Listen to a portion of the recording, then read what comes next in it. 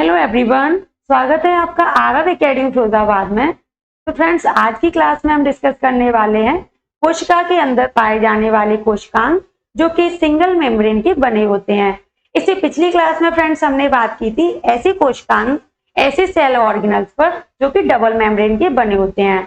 तो चलिए friends, class को शुरू कर लेते हैं। और क्लास शुरू करने से पहले जिन्होंने भी हमारे चैनल को सब्सक्राइब नहीं किया है, चैनल को सब्सक्राइब कर लें, साथ में बेल आइकन को भी प्रेस कर लें, जिससे हमारी आने वाली सभी क्लासेस आपके पास समय से पहुंचती रहें। तो फ्रेंड्स, क्लास को शुरू करते हैं। बात करते हैं लयनकाय अर्थात लाइसोसोम जो कि सिंगल मेम्ब्रेन के बने होते हैं। लयनकाय मुख्यतः जंतु कोशिकाओं में पाई जाने वाली गोल एकहरी झिल्लियों से घिरी थैलियां होती हैं। मतलब ये जंतु कोशिकाओं में ही पाए जाते हैं, इनका आकार गोल और ये सिंगल मेम्ब्रेन के बने होते हैं। यह कोशिका का अपशिष्ट निपटाने वाला तंत्र कहा जाता है। मतलब जो भी कोशिका के अंदर अनावश्यक पदार्थ होते हैं उनका इसके अंदर पाचन हो जाता है। इसे आत्मघाती थैली अथवा आत्महत्या की थैली भी कहा जाता है, क्योंकि अगर किसी कारणवश यह फट जाए, क्योंकि इसके अंदर बहुत सारे विषैले पदार्थ होते हैं, अगर ये किसी भी रीजन से कोशिका के अंदर विस्फोट हो जाता है, इसका ये फट जाता है, तो इसमें निकले एंजाइम कोशिका का विघटन कर कोशिका को मृत कर सकते हैं। फ्रेंड्स, इसी कारण से इसको क्या कहा जाता है? आत्महत्या की थैली अथवा आत्मघाती थैली कहा जाता है। लाइसोसोम की खोज 1955 में सीडवे, ये आपसे पूछ लिया जाता है। लाइसोसोम की खोज 1955 में सीडवे नामक वैज्ञानिक ने की। तो यहां से आपके लाइसोसोम से रिलेटेड सभी इंपोर्टेंट फैक्ट क्लियर हुए हैं। फ्रेंड्स, अब हम बात करते हैं नेक्स्ट पॉइंट की।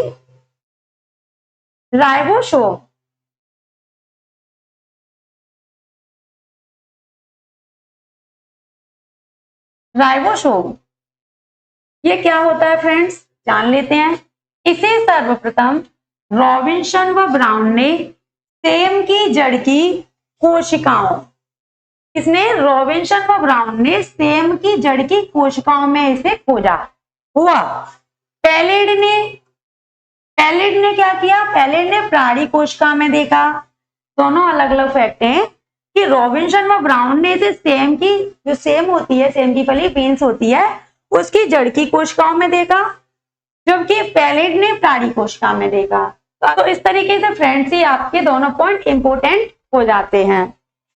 चलिए आगे बात करते हैं। यह कोशिका द्रव्य में स्वतंत्र रूप से कणिकामय अंतःप्रद्रव्य जालिका पर तथा माइटोकॉन्ड्रिया व हरित लवक में पाए जाते हैं। इससे पिछली क्लास में फ्रेंड्स हमने बात कर ली थी माइटोकॉन्ड्रिया, कणिका, अंतःप्रद्रव्य जालिका और हरित लवक, इन सभी पर हमने पिछली क्लास में डिस्कस कर लिया था। तो हमने बात की थी कि ये उन पर उपस्थित होते हैं। राइबोसोम की बात कर रहे हैं कि राइबोसोम कणिका में अंतःप्रद्रव्य जालिका पर, माइटोकॉन्ड्रिया पर तथा हरित लवक इन सभी में पाए जाते हैं। इसे प्रोटीन की फैक्ट्री कहा जाता है। बहुत ही इंटरेस्टिंग और इंपोर्टेंट फैक्ट है कि राइबोसोम को प्रोटीन की फैक्ट्री कहा जाता है।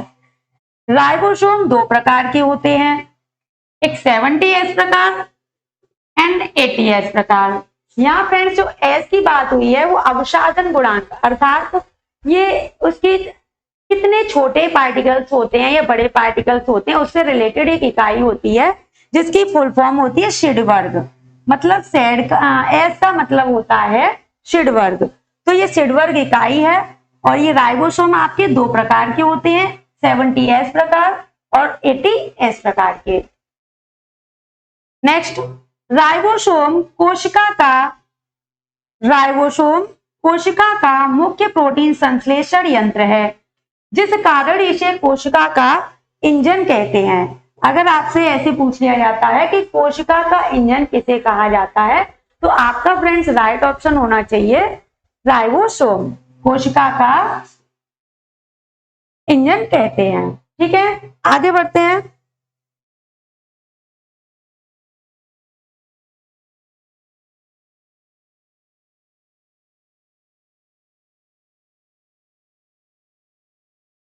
कारक का है, जिसे सेंट्रोसोम के नाम से जाना जाता है। ये फेमस नेम है आपका सेंट्रोसोम। इसे टी बॉवेरी ने सर्वप्रथम 88 में खोजा। इसकी जनरली आपसे अगर खोज के बारे में पूछ लिया जाता है तो आप इसका आंसर पुट अप कर सकते हैं। यह प्राय जंतु कोशिका में ही पाया जाता है और इन्हें डिप्लोसोम कहा जाता है। ये इसका उपनाम है, कारक का है सेंट्रोसोम और इसे डिप्लोसोम कहा जाता है। इसकी खोज टी बॉवेरी ने की। तो चलिए फ्रेंड्स आगे बात करते हैं।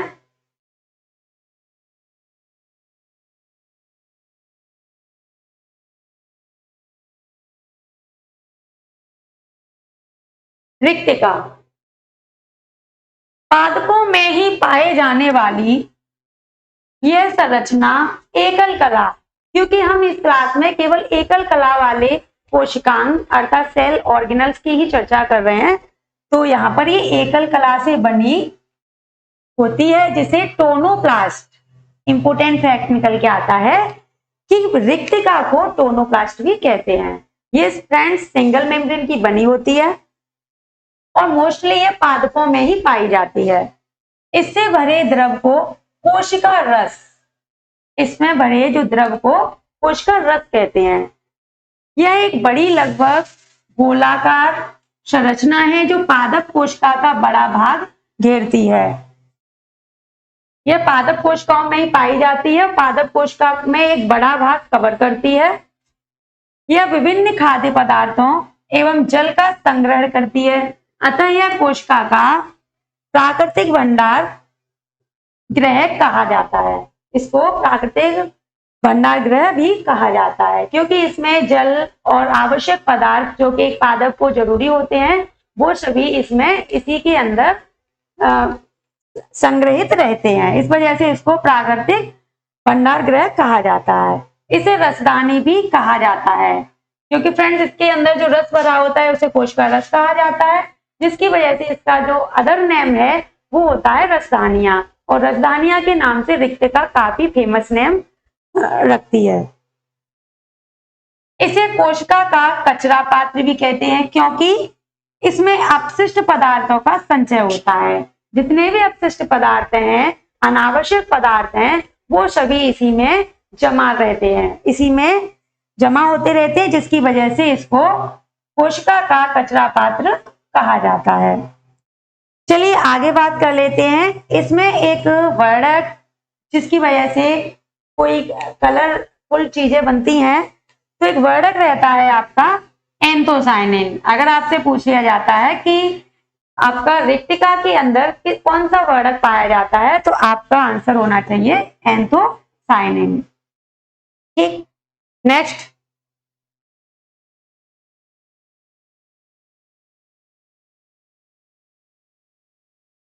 अब बात कर लेते हैं हम कोशिका के प्रकार।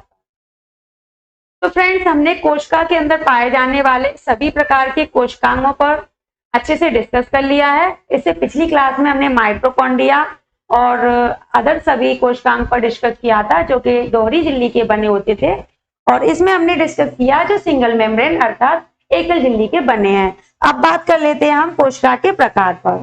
तो फ्रेंड्स जिसे भी हमारी क्लास पसंद आ रही है आप लाइक करिए, प्लीज सब्सक्राइब करिए चैनल को।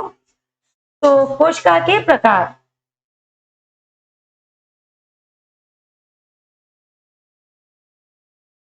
कोशिका के प्रकार, कोशिका दो प्रकार की होती है।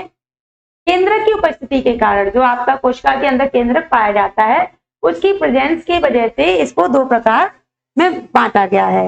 एक होती है आपकी पूर्व केंद्रीय कोशिकाएं और एक होती है आपकी सुकेंद्रकीय कोशिकाएं, जिसका प्रोकैरियोटिक कोशिका और यूकैरियोटिक कोशिका के नाम से जाना जाता है, अर्थात prokaryotic cell and eukaryotic cell. तो इनमें डिफरेंस क्या होता है, ये किसमें पाई जाती है? इसमें केंद्रक अल्प विकसित होता है। बात कर रहे हैं फ्रेंड्स हम पूर्व केंद्रीय कोशिका अर्थात प्रोकैरियोटिक सेल के बारे में। तो प्रोकैरियोटिक सेल इस तरीके की कोशिकाएं होती हैं जिनमें केंद्रक पूर्ण रूप से कंप्लीट नहीं होता है, अर्थात उसमें जो केंद्रिका होती है, केंद्रिका, गुणसूत्र, केंद्रक कला, ये सभी अनुपस्थित होते हैं। यहाँ पे आपका अनुपस्थित अनुपस्थित होती हैं, जिसकी वजह से केंद्रक कंप्लीट नहीं होता है, अर्थात पूर्ण रूप से नहीं बना होता है। इसमें केंद्रक अल्प विकसित होता है। बात कर लेते हैं सुकेंद्रकीय कोशिका अर्थात यूकैरियोटिक कोशिका के बारे में। तो इसमें केंद्रक पूर्ण विकसित होता है। कहने का मतलब ये कि इसके अंदर केंद्रक के जो भी कोशिकांग होते हैं, जो भी पार्ट्स होते हैं, जैसे केंद्रका, केंद्रक द्रव्य, केंद्रक झिल्ली, गुणसूत्र, ये सभी इसमें पाए जाते हैं। ठीक है फ्रेंड्स, तो ये इनमें दोनों में डिफरेंस है। अब बात करते हैं नेक्स्ट पॉइंट पर, देख लेते हैं कोशिका द्रव्य। जो कोशिका द्रव्य पाया जाता है कोशिका झिल्ली के अंदर, वो पूर्ण कोशिका में फैला रहता है। ऐसा नहीं है कि इसमें कोई, जिस तरीके से ये मैंने आपको समझाया था पिछली क्लास में कि ये कोशिका झिल्ली होती है जंतु कोशिकाओं में, और इसके अंदर लगभग मिडिल में एक पार्ट होता है जिसे हम केंद्रक कहते हैं, जिसे हम केंद्रक कहते हैं। और यहाँ इसके अंदर कोशिका झिल्ली के अंदर इसमें एक लिक्विड तरल पदार्थ भरा रहता है जिसको कोशिका द्रव्य कहा जाता है। तो फ्रेंड्स, इसमें हमने अभी बात की कि इसमें केंद्रक पूर्ण विकसित नहीं होता है, ना तो केंद्रक झिल्ली होती है, ना पूरा तरीके से ये बना होता है। तो इस वजह से जो कोशिका द्रव्य है इसमें पूरे कोशिका के अंदर फैला रहता है। तो यही बात हम यहाँ बता रहे हैं, कोशिका द्रव्य पूर्ण कोशिका में फैला रहता है। लेकिन बात कर रहे हैं हम यूकैरियोटिक सेल के बारे में, तो इसमें कोशिका द्रव्य केंद्रक एवं कोशिका कला के बीच सीमित रहता है। जैसे कि यहाँ पर ये केंद्रक है और इसमें ये अलग से सेपरेट शेप रहती है, इसमें भरा रहता है आपका कोशिका द्रव्य। ठीक है, तो ये डिफरेंस है। इसमें कोशिका द्रव्य पूर्ण रूप से पूर्ण कोशिका में फैला रहता है और यहाँ पर केंद्रक तथा कोशिका कला के बीच ये घिरा रहता है। नेक्स्ट पॉइंट, रिक्तिका। बात करते हैं फ्रेंड्स रिक्तिका की। रिक्तिका अनुपस्थित रहती है प्रोकैरियोटिक सेल के अंदर। प्रोकैरियोटिक सेल के अंदर रिक्तिका, जो अभी हमने बात की, रसदानियां उपस्थित नहीं होती हैं, इसमें अनुपस्थित रहती हैं। रिक्तिका उपस्थित रहती है। यूकैरियोटिक सेल के अंदर रसदानियां अर्थात रिक्तिका प्रेजेंट रहती है। और फ्रेंड्स, प्रोकैरियोटिक सेल के अंदर लय निकाय अर्थात लाइसोसोम भी अनुपस्थित रहते हैं। ये भी एक कोशिकांग है, ये आपका इसमें एब्सेंस रहता है, मतलब अनुपस्थित रहता है। और बात कर लेते हैं यूकैरियोटिक सेल के अंदर। तो यूकैरियोटिक सेल के अंदर लाइसोसोम उपस्थित रहते हैं। ये कुछ डिफरेंस हैं जो कि आपकी क्वेश्चन में पूछ लिए जा सकते हैं। तो बात करते हैं हम नेक्स्ट पॉइंट पर।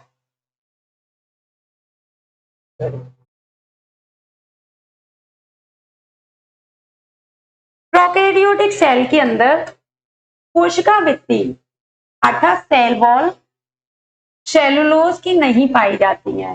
जो कोशिका भित्ति होती है, जिसे हम दृढ़ आवरण कहते हैं, पादप कोशिकाओं के अंदर ही मोस्टली पाई जाती है, तो ये आपकी सेलुलोज की नहीं पाई जाती है। अच्छा, अब हम बात करते हैं यूकैरियोटिक सेल के बारे में। तो कोशिका भित्ति सेलुलोज की पाई जाती है, कोशिका भित्ति सेलुलोज की पाई जाती है। पॉइंट नंबर नेक्स्ट, गोल्जी तंत्र। जो गोल्जी तंत्र होता है,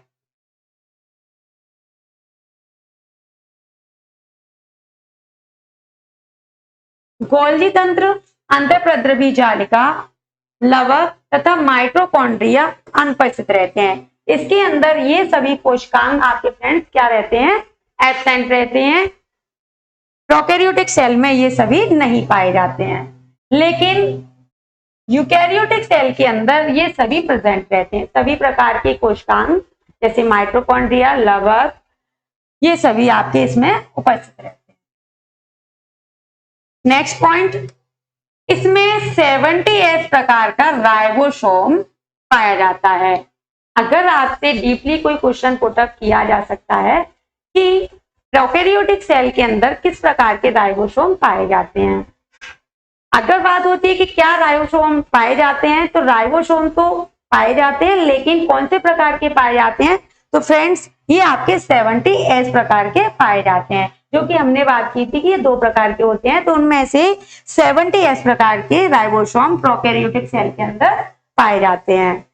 यूकैरियोटिक सेल के अंदर इसमें 80s प्रकार के राइबोसोम पाए जाते हैं। कौन से? 80s प्रकार के राइबोसोम पाए जाते हैं। और फ्रेंड्स एक अच्छी इंटरेस्टिंग बात यह है कि जो 80s प्रकार के राइबोसोम होते हैं स्पेशली उसी को प्रोटीन की फैक्ट्री कहा जाता है। 80s प्रकार के राइबोसोम को ही इसी को ही प्रोटीन की फैक्ट्री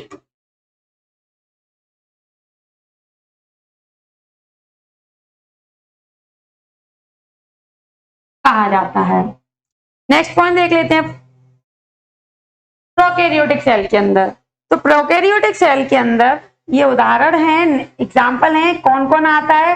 नील हरित शैवाल, जीवाणु, ये इस तरीके के जीव प्रोकैरियोटिक सेल के अंदर आते हैं जो कि एक कोशिकीय होते हैं।